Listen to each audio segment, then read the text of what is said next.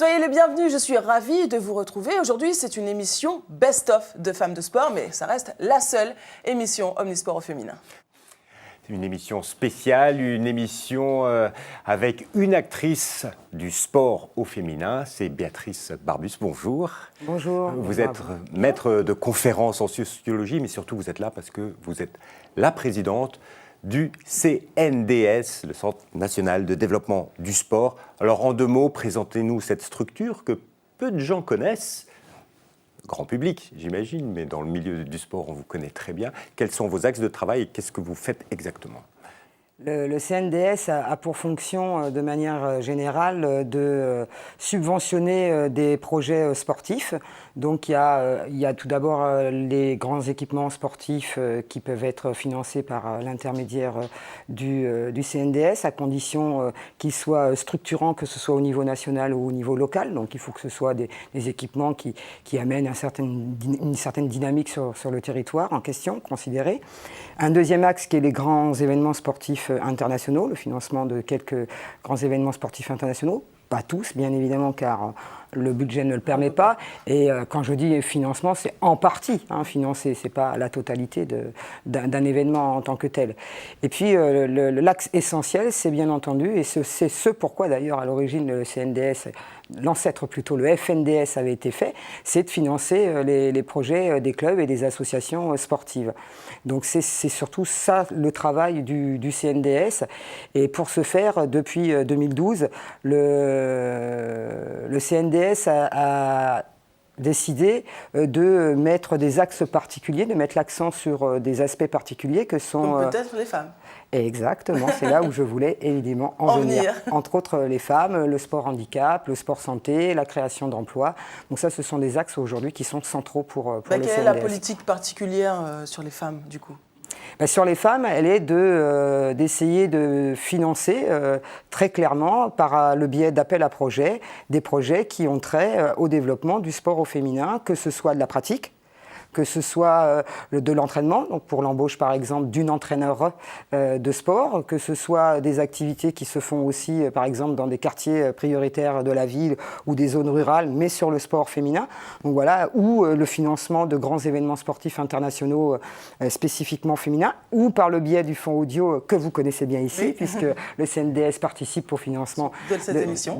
Merci à vous. Donc c'est pas moi qu'il faut remercier, mais plutôt Valérie Fournéron qui a eu l'idée de mettre en place ce fonds audio il y a quelques temps maintenant, 2012.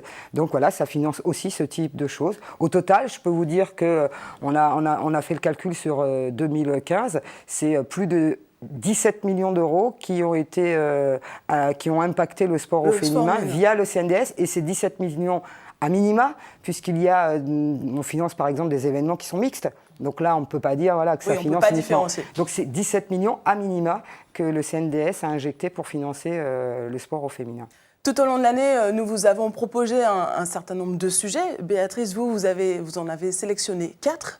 Donc voilà, le premier sujet que vous avez sélectionné, c'est une femme d'exception dans tous les sens du terme, et c'est un sujet de la chaîne normande.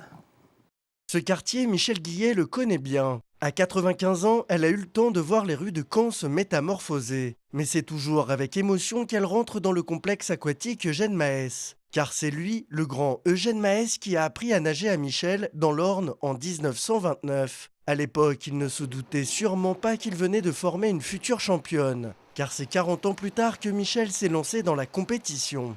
Je nageais bien parce que Eugène Mahès m'avait bien appris. Et à 75 ans, on m'a dit il faudrait essayer de faire un peu de compétition. J'avais 75 ans. Je me suis dit pourquoi pas. Voilà. Je suis partie en brasse, je ne savais nager que la brasse. Et à 80 ans, je me suis dit la brasse c'est un peu court, il faut que j'apprenne le crawl. Alors là, c'est Christophe qui a pris le relais et j'ai appris le crawl. Et depuis, rien n'arrête Michel. Comme elle dit, elle prend plaisir à chercher record. Depuis 1998, elle s'entraîne 3 fois par semaine avec Christophe, son entraîneur. Et la moisson de médailles est impressionnante. Plus d'une centaine de titres de championne de France et un record du monde. Il y a quelques semaines, Michel a même rajouté quelques lignes à son palmarès, 3 records d'Europe. À son âge, c'est impressionnant. J'ai 95 ans, oui, pas que j'oublie, c'est 95. C'est pas 85, 95 et je suis encore dans l'eau avec bonheur.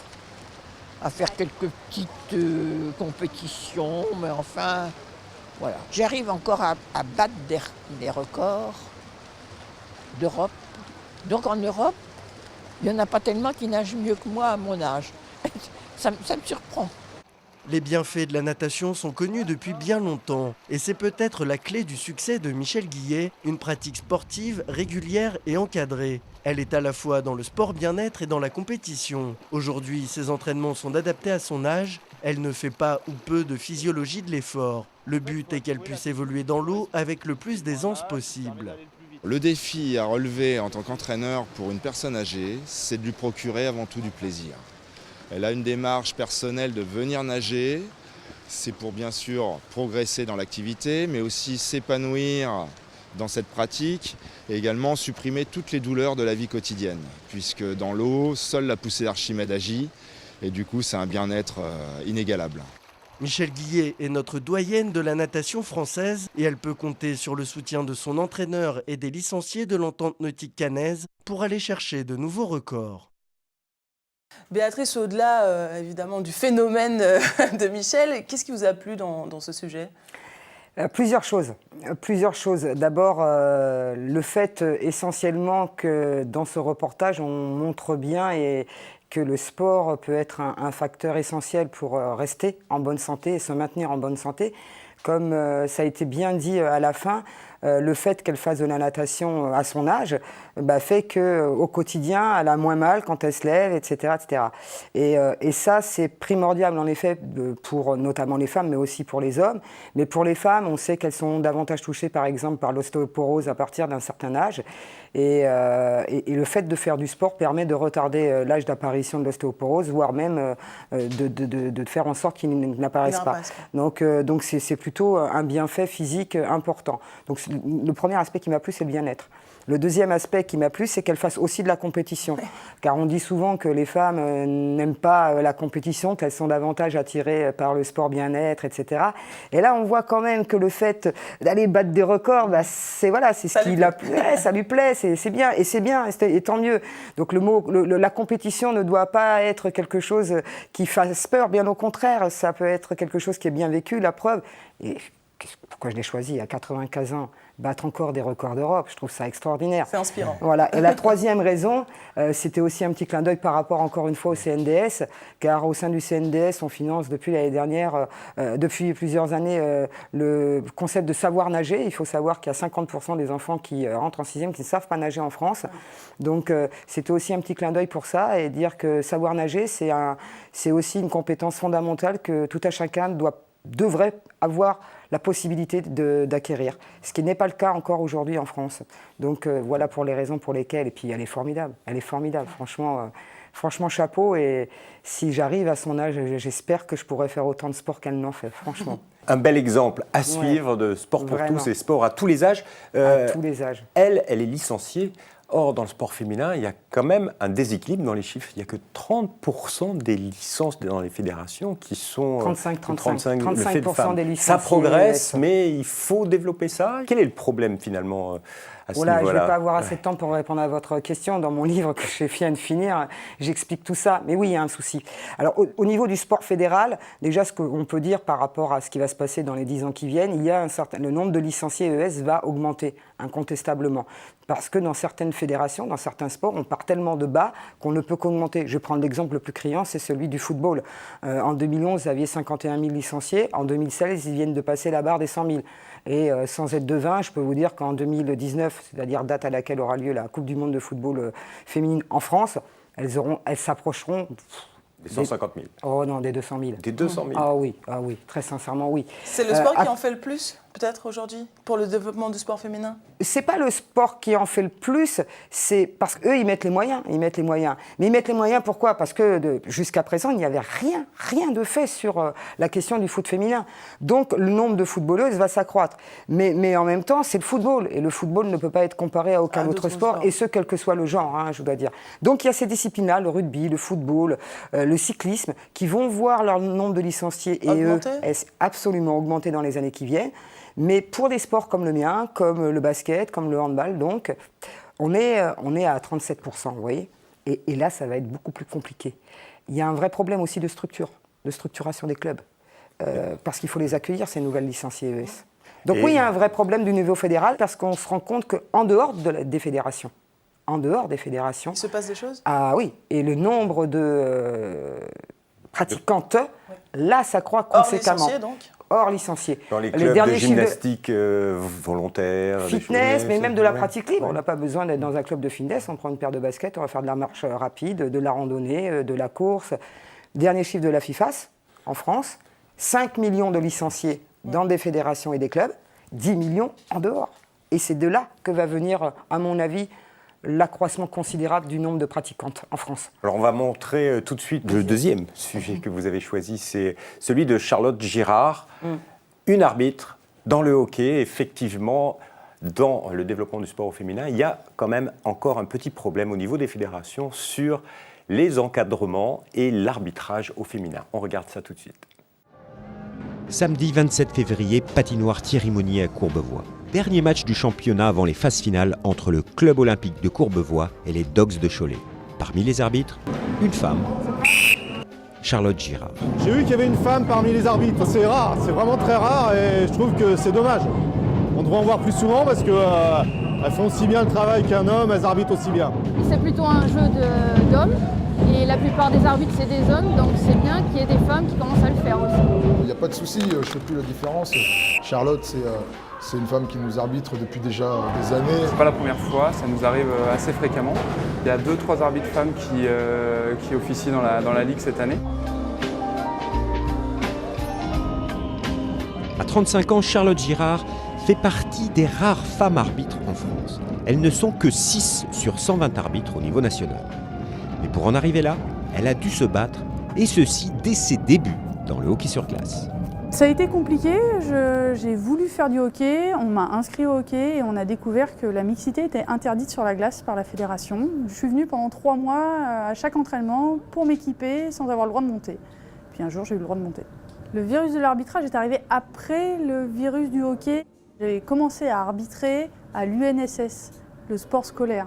C'était ma seule façon de pouvoir rester sur le terrain. Charlotte Girard est aujourd'hui arbitre internationale. Elle a d'ailleurs été sélectionnée lors des derniers Jeux Olympiques à Sochi. Elle est donc reconnue pour ses compétences d'arbitre, mais également pour son bonnet fétiche qui ne la quitte jamais. Mais pour en arriver là, elle a dû combattre de nombreux clichés. Mes débuts, ça a été plus ou moins compliqué, tout simplement parce qu'il faut faire sa place. Et nous sommes en concurrence avec des hommes dans un monde d'hommes. Donc généralement, il faut prouver qu'on est 2 fois plus compétente qu'eux-mêmes. Je me bats encore aujourd'hui contre des clichés. Ça a commencé, pour l'anecdote, avec un premier coach quand j'étais toute jeune arbitre qui m'a dit « Retourne faire de la vaisselle et ton tricot ». Les coachs ont été assez vite convaincus de mes compétences, les joueurs aussi, les spectateurs aussi. Ceux que je dois convaincre à chaque match, même avec l'expérience que j'ai, ce sont mes collègues. Si aujourd'hui de plus en plus de femmes se lancent dans l'arbitrage, c'est grâce à des pionnières, mais également au combat quotidien que mènent des femmes comme Charlotte Girard. Je serais tentée de dire aux jeunes femmes qui veulent s'engager dans une voie arbitrale qu'il ne faut surtout pas hésiter. Notre premier ennemi, souvent, c'est nous et les compétences qu'on s'attribue. Les hommes ne se posent jamais la question de savoir s'ils vont être compétents, nous si. Donc je pense tout simplement qu'il faut foncer quand on a envie de quelque chose. Béatrice, il y a encore trop de machisme ambiant dans les instances dirigeantes par rapport aux femmes. Qu'est-ce qui se passe? Pourquoi moi, je ne comprends plus rien. Bah si, vous avez tout compris, vous avez la réponse dans votre question. Bien sûr, elle l'a dit, Charlotte, là, dans le reportage, qu'il y avait beaucoup de sexisme autour d'elle. Et j'ai choisi ça parce que Charlotte est un modèle, et on doit en voir plus comme elle dans le sport. Oui, il y a du sexisme, effectivement. Vous aussi, vous l'avez vécu, finalement, parce que vos postes... oui. Mais je le raconte, justement, dans un livre qui sortira au mois d'octobre. On en parlera, justement, de votre livre. Mais oui, il faut en parler, parce que ce que m'a raconté aussi Charlotte, là, en 2 minutes, elle n'a pas le temps de tout raconter, mais quand vous avez un joueur, que vous êtes en train d'arbitrer la Ligue Magnus, et que vous avez un joueur d'une équipe de l'élite, donc qui vous met une main aux fesses en plein match, c'est des choses qui sont inadmissibles et qui n'est pas sanctionné ni par son club, ni par une ligue. C'est des choses qu'on ne doit plus voir. Ah oui, donc dans les mentalités, on doit avancer. Complètement. Donc il y a un plafond de verre, incontestablement, pour des postes, j'allais dire de manière générale, de management, d'encadrement, entraîneur, arbitre et dirigeante. Et ça, le CNDS essaye d'insuffler de nouvelles politiques pour permettre de libérer la place de la femme dans le sport. Sur les postes d'entraîneur, oui. Après, sur le poste de dirigeante, nous ne pouvons rien faire. Sur les arbitres non plus. Donc après, ce sont aux fédérations et aux ministères, via les plans de féminisation qui sont plus ou moins imposés aux fédérations, que de permettre cela. Mais quand on sait le temps qu'il faut pour former un arbitre, le temps qu'il faut pour former un entraîneur, et quand on voit le nombre de jeunes femmes qui aujourd'hui sont en formation, je peux vous assurer qu'il va falloir encore une bonne dizaine d'années pour qu'on voit de manière plus significative un nombre grandissant de femmes arbitres au plus haut niveau et d'entraîneurs. Juste une petite quand même parenthèse, mais elle arbitre des hommes en France. Vous savez que Charlotte, au niveau international, ne peut pas arbitrer des hommes. Ah oui? Non, elle ne peut arbitrer que des femmes. Le championnat du monde féminin, voilà. Alors que l'inverse est possible? Il y a tout un travail à mener au niveau international. On va passer au troisième sujet. On n'est plus dans le sport performance, mais dans le sport qui reconstruit des personnes. C'est un sujet assez sensible, touchant. C'est un sujet qui nous a été proposé par Vosges Télévisions. Je vous laisse le redécouvrir. Nadia est une authentique championne de lutte. Sa pratique sportive, elle la met aujourd'hui au service d'un volet franchement social, d'insertion ou de réinsertion.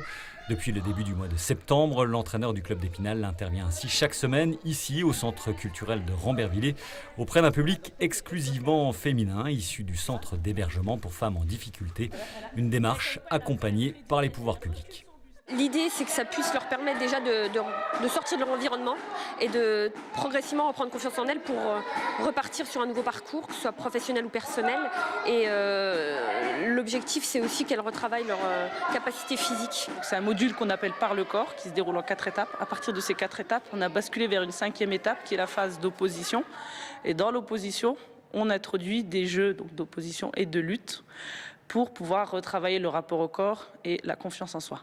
Il y a un petit côté self-défense ou pas du tout? Si, mais ça vient beaucoup plus tard, beaucoup plus loin, parce qu'avant de pouvoir se défendre, il faut déjà avoir conscience de son corps, il faut déjà savoir l'utiliser, il faut déjà aussi, entre guillemets, le réparer quand c'est nécessaire, et là c'est nécessaire. Nécessaire pour ces femmes qui ont subi des violences physiques ou psychologiques, dévalorisation d'elles-mêmes, isolement, honte. Elles craignent le plus souvent de s'exprimer. Peu d'entre elles ont d'ailleurs accepté le regard de notre caméra. Marie-Claire, 44 ans, séjourne au centre de Rambervillers. Elle essaie de se reconstruire. Vous en ressentez vraiment les bienfaits là?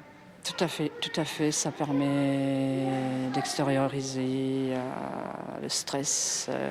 Ça permet de sortir un peu du quotidien qui n'est pas toujours évident. Votre histoire, c'est quoi en quelques mots simplement?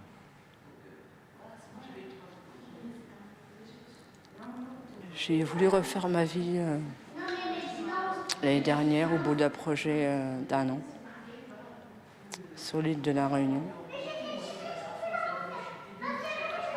Il s'est avéré que c'était un réseau de prostitution dans lequel je ne suis pas tombée.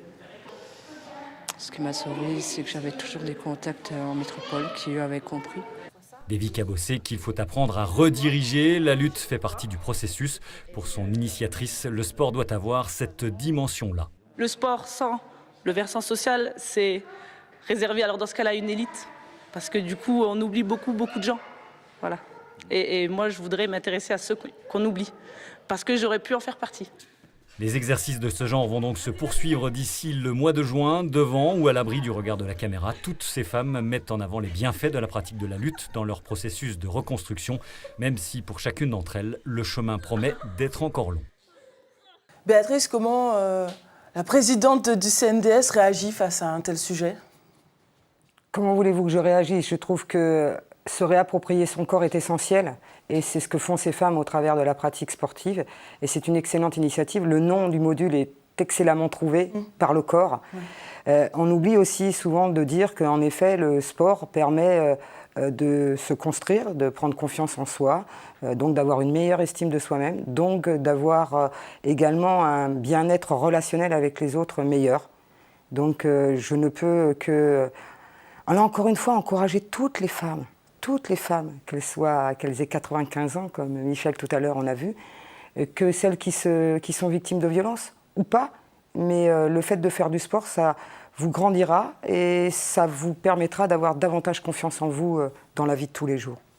Et surtout, une femme entraîneur qui s'investit également, qui donne du temps pour ce type d'initiative. Dernier sujet que vous avez choisi, c'est peut-être l'avenir du sport pour tous, le sport 2.0, mais c'est en tout cas pratiqué par des femmes du côté de Nantes. C'est un sujet qui nous a été proposé par Télé Nantes Loire-Atlantique. Regardez.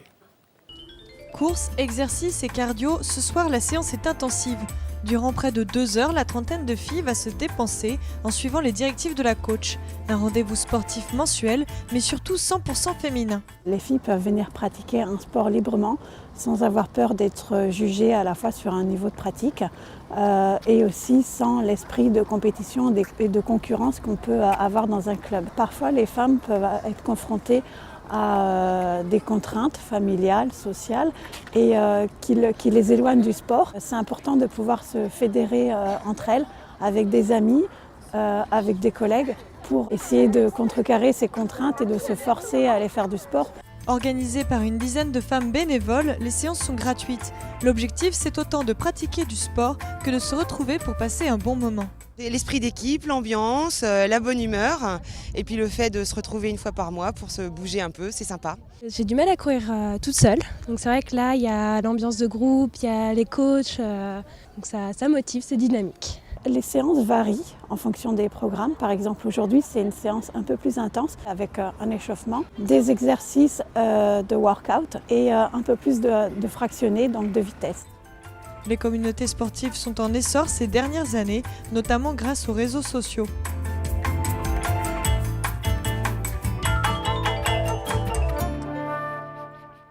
Est-ce que les hautes instances ont une prise de conscience de cette nouvelle façon de se rassembler par Internet, par copinage, pour faire du sport? Comment on peut capitaliser? Ce que d'aucuns appellent l'ubérisation du sport. C'est ça, l'ubérisation du sport. Aujourd'hui, le monde fédéral en a conscience, mais pour autant, est-ce que le sport traditionnel met en place des dispositifs pour essayer de suivre? En revanche, pas trop, non. Ça reste pourtant du sport pour tous, en quelque part. Absolument, bien sûr que ça reste du sport pour tous. Et c'est effectivement, comme je vous le disais tout à l'heure, à mon avis, l'avenir. Incontestablement, c'est l'avenir. Donc si le milieu sportif traditionnel ne trouve pas ou ne s'engage pas aussi dans l'usage des nouvelles technologies, là en l'occurrence les réseaux sociaux, je crois que le grand vainqueur, ce sera le sport hors fédéral, c'est celui-là qui sera gagnant dans les 10 ans à venir. Et qui visiblement plaît aux femmes, puisqu'elles trouvent un confort dans la société dans laquelle nous vivons actuellement pour avoir cette pratique. Aujourd'hui, la médiatisation du sport féminin est en évolution, mais ce n'est pas encore au summum de ce que ça pourrait être. Quel regard vous portez sur cette médiatisation? Il n'y a pas assez de sport féminin sur les télévisions françaises. Elle est trop en retard, bien sûr. Il y a deux choses. Mais même dans la presse écrite. Mais tout à fait, il y a l'aspect quantitatif. Donc là, il y a une présence qui n'est absolument pas suffisante, incontestablement. Évident, oui. Voilà, je ne veux pas discuter les statistiques. Et puis il y a l'aspect qualitatif, il y a la manière dont on traite aussi le sport au féminin. Et là aussi, il y a beaucoup de progrès à faire. Est-ce que finalement mettre en avant les atouts féminins sur des affiches, etc., je sais que ça fait un peu polémique, est-ce que c'est, selon vous, j'aimerais dire presque à la sociologue, est-ce que c'est la bonne façon de mettre en avant le sport féminin? Non, pas du tout. C'est contre-productif. Mais là, j'ai pas assez le temps pour vous expliquer pour quelles raisons. Je l'explique et je décortique justement dans l'ouvrage que j'ai écrit pour cette raison, parce qu'on n'a jamais suffisamment de temps pour expliquer les choses en profondeur. À terme, c'est contre-productif. Absolument, à terme, c'est contre-productif. Donc il faudrait plus mettre en valeur la performance. Et justement, parlez-nous de votre livre. Sans aucun doute. Qu'est-ce qui se trame sur ce livre? J'ai essayé de vulgariser un certain nombre de mécanismes sociologiques pour expliquer les raisons profondes pour lesquelles justement on a du mal à faire avancer le sport au féminin en France. Et comme fil rouge, je me livre un peu personnellement, puisque j'y ai mis des extraits assez nombreux de mon journal de bord que je tiens depuis 10 ans. J'imagine plein de témoignages autour d'attitudes sexistes, de problèmes de discrimination des hommes envers les sportives. Pas seulement des exemples personnels, mais aussi par exemple ceux de Charlotte, puisque j'ai eu le plaisir de pouvoir l'interroger. Cette émission est à présent terminée. Ce fut un plaisir de vous avoir avec nous tout au long de l'année. Mais En l'actualité vous remerciant, continue. madame, oui, bien l'actualité. sûr. En vous remerciant parce que Femmes de Sport a pu voir le jour grâce au CNDS. Donc, mais pas à Béatrice Barbus, grâce au CNDS, grâce à l'institution. Et vous auriez eu l'aide, même si je n'avais pas été présidente. Et des fédérations sportives Absolument, qui ont joué le soutenu. jeu aussi. Merci à vous d'avoir fait cette émission et j'espère qu'elle aura de beaux jours. Merci beaucoup, Madame Barbus. Quant à nous, on vous souhaite de bonnes vacances à tous et on l'espère à l'année prochaine. Au revoir. Allez, à bientôt.